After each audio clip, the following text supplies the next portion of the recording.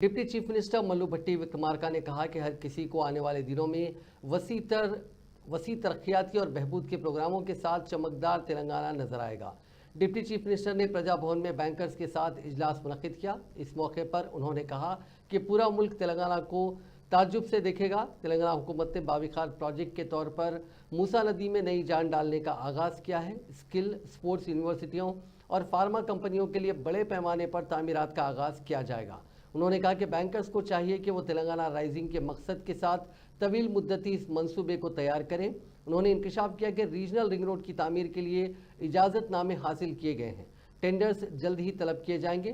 Bankers को चाहिए कि वो ज़रूरी कर्ज़ों को जल्द से जल्द जारी करें। अगर किसानों को बर वक्त कर्ज़े जात मंजूर नहीं किए गए तो उनको फ़ायदा नहीं होगा। 2024 के करीब सीज़न के लिए 54,480 करोड़ रुपए का निशाना रखा गया है।